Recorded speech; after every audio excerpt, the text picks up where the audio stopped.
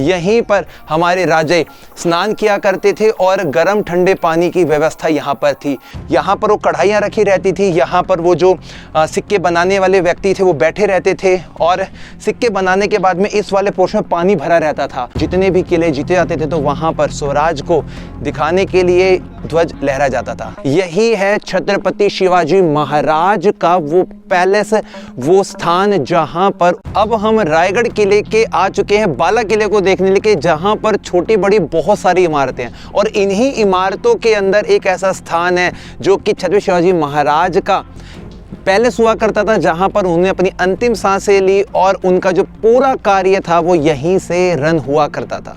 तो एक एक करके हम इन सभी इमारतों की पहचान करते हैं और आपको इनकी जो भी विशेषताएं हैं उनसे आपको रूबरू करवाते हैं। दोस्तों, अभी आप जिस प्लेटफॉर्म को देख रहे हैं, ये लंबा सा जो बना हुआ है कोर्टयार्ड, इसे कहा जाता था सचिवालय, यानी कि छत्रपति शिवाजी महाराज के अधीन में जो 8 उनके मुख्यमंत्री थे, उनका जितना भी लेखा पढ़े का काम होता था वो सारा इसी हिस्से में हुआ करता था। और इसी के राइट वाले पोर्शन में जो आपको हिस्सा दिखाई दे रहा है, इसे बोला जाता था दीवाने खास, यानी कि कोई भी मुख्य लोगों के साथ में अहम टॉपिक पर चर्चा करनी होती थी, मीटिंग करनी होती थी, तो उसके लिए छत्रपति शिवाजी महाराज अपने मंत्रीगणों के साथ में अहम मीटिंग, यानी कि वीआईपी रूम की संज्ञा इसको दे सकते हैं आप।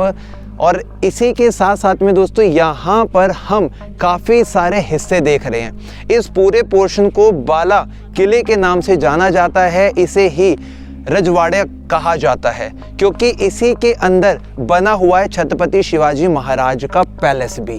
और दोस्तों, मैं आपको थोड़ा सा ना इसके आसपास के व्यू को जब आप देखेंगे तो आपको काफ़ी सारी दीवारों के साथ साथ में मोर्चे दिखाई देंगे जो कि सुरक्षा का काम भी किया करते थे। हम थोड़े इतिहास के साथ में इन बातों को जोड़ते हैं और यदि हम बात करते हैं छत्रपति शिवाजी महाराज के जन्म की, तो माता जीजाबाई जो सिंध खेड़ के अधिपति जादव राव की बेटी थी, जिनका विवाह मालोजी के पुत्र शाहजी भोसले के साथ में हुआ।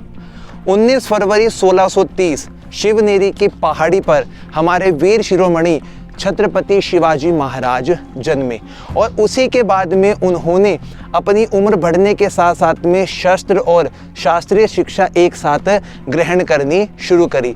माता का आशीर्वाद पहले से ही अपने बेटे को हिंद स्वराज के लिए प्रेरणा देना और अलग अलग महाभारत रामायण जैसे महाकाव्य खंडों का ज्ञान देने में विश्वास था। यानी कि एक माता ने अपने बेटे को बचपन से ऐसी सीख दी जिसका आज हम एग्जाम्पल देख पा रहे हैं। वीर शिरोमणि छत्रपति शिवाजी महाराज की उन गाथाओं को यहाँ पे हम समझ पा रहे हैं। समय बढ़ता चला गया और गुरु समर्थ रामदास की मदद से शिवाजी महाराज को सेना बड़ा करना और सैनिकों में बीच में लड़ाई करने का जो तकनीक थी उसको सीखने का मौका मिला। शिक्षा के लिए दादाजी कोंडदेव ने मदद करी। छत्रपति शिवाजी महाराज की पहली राजधानी राजगढ़ थी, दूसरी रायगढ़ थी जो आज हम देख रहे हैं। 1200 एकड़ में फैला हुआ पूरा क्षेत्र है ये। 15 मई 1656 से पहले जावली के राजा चंद्रराव मौर्य यहाँ के शासक हुआ करते थे। तो चंद्रराव मौर्य को छत्रपति शिवाजी महाराज ने कहा कि हम मराठा साम्राज्य को बढ़ाना चाहते हैं, तो आप हमारे साथ में दोस्ती यारी संबंध बना लीजिए। तब जावली के राजा चंद्रराव मौर्य ने कहा कि तुम कहाँ के राजा हो, राजा तो हम हैं और मैं तुम्हारे साथ युद्ध करने के लिए तैयार हूँ। तो उस समय छत्रपति शिवाजी महाराज ने अपने 145 मुख्य सैनिकों को यहाँ भेजा और यहाँ के राजा का जब युद्ध हुआ उन सैनिकों के साथ में, तो हनुमंत राव मौर्य जो थे उनके भाई वो मारे गए। और उसके बाद में ये जो स्थान है, जावली के राजा ने छत्रपति शिवाजी महाराज को उनके अधीन कर दिया और इस स्थान के ऊपर छत्रपति शिवाजी महाराज ने 14 वर्षों के अंतर्गत बहुत सारी इमारतें बनवाई, जिसमें से 11 तालाब, 84 पानी की टंकी, 350 बिल्डिंग और इसके वास्तुकार थे हिरोजी इंदुलकर। और आज हम दोस्तों सामने की तरफ जो स्थान देख रहे हैं यही है छत्रपति शिवाजी महाराज का वो पैलेस, वो स्थान जहां पर उन्होंने अपने जीवन के अंतिम वर्षों को बिताया, 1670 से लेकर 3 अप्रैल 1680 तक का। और ऐसा बताते हैं कि छत्रपति शिवाजी महाराज के जो अंतिम दिन थे वो इसी स्थान पर बीते थे। आज हम दोस्तों उन वीर शिरोमणि छत्रपति शिवाजी महाराज को नमन करते हैं और उनकी वीरता को, उनकी बहादुरी को यहाँ देखने के लिए आए हैं। इस पावन भूमि पर आने के बाद में आपके शरीर में जो एनर्जी आएगी और माता जीजाबाई के उन गुणों को समझने का मौका मिलेगा जिन्होंने अपनी कोख से ऐसे वीर बहादुर को जन्म दिया। ऐसा बताते हैं कि आप 4 धाम की यात्रा करें या ना करें, लेकिन महाराष्ट्र में यदि आप आते हैं तो छत्रपति श्री शिवाजी महाराज की जन्मस्थली और उनके पैलेस को, उनके राज तिलक के स्थान को, उनके अंतिम वक्त के स्थान को ज़रूर आप देखिए। सो दोस्तों ये पूरा उनका पैलेस हुआ करता था, महल था जो कि 2 मंजिला बना हुआ था। आज के वक्त में यहाँ पे सिर्फ प्लेटफॉर्म बना हुआ है। 1818 के वक्त में जब अंग्रेजी हुकूमत ने यहाँ पर गोले दागे तो ऊपर की तरफ सांगवान की लकड़ी और बने हुए तंबू जो थे जल गए थे और 11 दिनों तक इस पूरे हिस्से में आग धधकती रही थी, जिसकी वजह से आज हम यहाँ पर सिर्फ और सिर्फ प्लेटफॉर्म वाला ही स्थान देख पा रहे हैं। दोस्तों इसी के साथ साथ में हम काफ़ी कुछ छोटी बड़ी चीज़ें हैं जिनको हम कैद करेंगे, जिसके लिए हमें आगे जाना पड़ेगा। आ जाइए। छत्रपति शिवाजी महाराज की कुल 8 रानियां, जिसमें से 6 रानियों के महल बने हैं यहाँ पे लगातार एक क्रम के अंदर। और इन महलों में जब कभी भी रानियां छत्रपति शिवाजी महाराज से मिलने के लिए उन्हें जाना होता था तो आज हमें यहाँ पर एक ये जो द्वार दिखाई दे रहा है, ये सीधा रास्ता आपको लेकर जाएगा महाराज के महल की तरफ। और यहीं पर हुआ करता था महाराज का महल, और इस महल के पास में छोटी बड़ी सारी जो सुविधाएं थी वो उपलब्ध थी। जैसे कि हम बात करते हैं कॉर्नर की तरफ में जो आपको ये पोर्शन दिखाई दे रहा है, इसे कहते थे पानी पीने की टाकी, यानी कि शुद्ध पानी की टंकियाँ। और इनके अंदर जो पानी का स्टोरेज होता था उसका इस्तेमाल छत्रपति शिवाजी महाराज के लिए किया जाता था। और यहाँ पर मैं आपको दिखाता हूँ महाराज का एक शाही स्विमिंग पूल, यानी कि बाथ टब। और ऐसा बताते हैं कि अंग्रेजों ने ना इसी को देखने के बाद में अपने विदेशों में इस पैटर्न को यूज़ किया और इतने बड़े बड़े स्विमिंग पूल बनाने शुरू किए। तो ये है दोस्तों छत्रपति शिवाजी महाराज का स्विमिंग पूल जो आज हमें देखने को मिल रहा है, 350 वर्ष पुराना। यहीं पर हमारे राजे स्नान किया करते थे और गर्म ठंडे पानी की व्यवस्था यहाँ पर थी।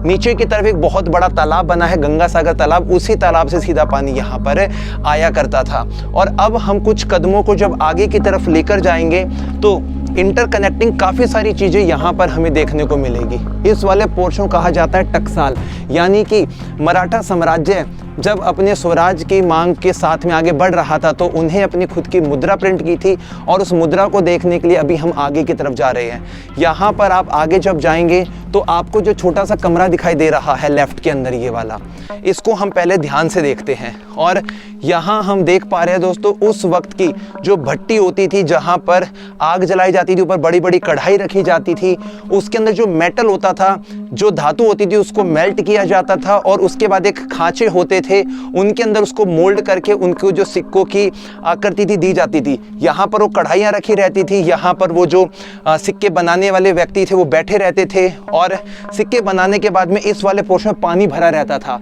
और उनको गर्म सिक्कों को इसमें डालते थे।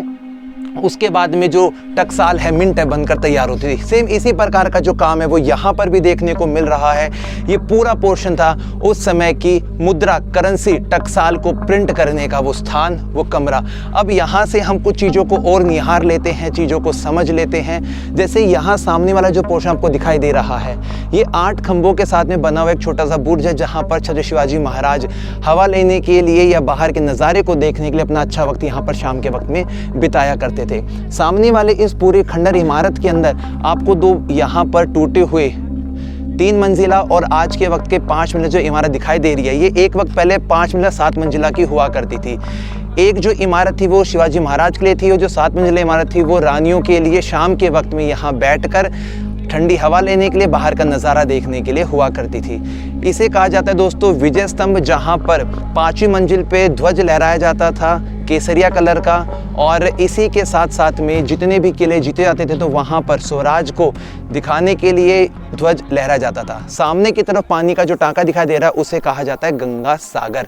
इस गंगा सागर, यदि हम टैंक की बात करते हैं तो इसके अंदर ऐसा बताते हैं कि जिस समय छत्रपति शिवाजी महाराज का राज तिलक हुआ, यानी कि 6 जून 1674, उस समय 7 नदी और 7 समुद्र का पानी इसके अंदर लाया गया था। अब हम थोड़ा सा आगे की तरफ चलते हैं, कुछ चीज़ों को और यहाँ से कैप्चर करेंगे, बताएं क्या कुछ देखने मिलता है। आ जाइए। समुद्र तल से 2851 फीट ऊंचाई पर बना हुआ रायगढ़ का किला। और दोस्तों इस स्थान पर पानी का स्रोत ये कोई आम बात नहीं है। छत्रपति शिवाजी महाराज की वो दूरदर्शनी जो आंखें थी, जो भविष्य की सोच थी कि हमारी प्रजा को ज़रूरत पड़ने पे पानी की आवश्यकता पड़ेगी, इसीलिए बनाया गया गंगा सागर। और इसका नाम गंगा सागर इसलिए पड़ा दोस्तों क्योंकि जिस समय छत्रपति शिवाजी महाराज का राज तिलक हुआ 6 जून 1674 को, तो भारत के 7 नदियों का और विश्व भर के 7 समुद्र का पानी लाया गया था। राज तिलक में पानी का इस्तेमाल हुआ, बाकी बचे हुए पानी को यहाँ पर इकट्ठा करके रखा गया। और आज के समय में इस पूरे क्षेत्र में मीठे पानी की ये वाली जो झील आप देख रहे हैं, गंगा सागर झील, जिसका नाम गंगा सागर तालाब के नाम से विख्यात है। और इसी के पास वाले क्षेत्र में बने हैं दोस्तों उस समय के 2 बड़े बड़े टावर, जो एक वक्त पहले 5 और 7 मंजिल के हुआ करते थे, जहाँ पर विजय ध्वज लहराता था। रानियां अपना अच्छा वक्त बिताया करती थी, हवा खाने के लिए यहाँ पर आया करती थी। और इस पूरे हिस्से के ऊपर लगे रहते थे 366 दिए, जो कि दियों की रोशनी में जगमगाता था। और इसी के साथ साथ में यहाँ की 7वीं मंजिल पर लगा हुए थे फाउंटेन सिस्टम। और फाउंटेन सिस्टम कैसे काम करते थे, ऊपर की तरफ टंकी में से पानी को भरकर नीचे छोड़ा जाता था, तब इन पूरे पोर्शन से फव्वारों की बरसात होती थी। और इसी के साथ में यदि आप अपनी नज़रों को यहाँ लेकर जाएंगे तो आप रायगढ़ के इस किले को देख सकते हैं, कितनी ऊंची ऊंची प्राचीर यहाँ पर बनाई गई है। तो इन सभी चीज़ों को देखने के बाद में हम ये समझ पाते हैं कि जिस समय 14 वर्षों का पूरा वो वक्त जब ये किला बनना शुरू हुआ और छत्रपति शिवाजी महाराज ने सोचा कि हम इस स्थान को अपनी राजधानी बनाएं, क्योंकि यहाँ से आप आसपास के 8 किलो पे नज़र रख सकते हो, 96 गांव को आप यहाँ से देख रेख में भी रख सकते हो। और ये वाला जो स्थान है जिसके पास में हमें एक दूसरा ये टावर दिखाई दे रहा है, जो आज के वक्त में ध्वस्त हो चुका है, लेकिन यहाँ पर ध्वज फहराया जाता था केसरिया रंग का।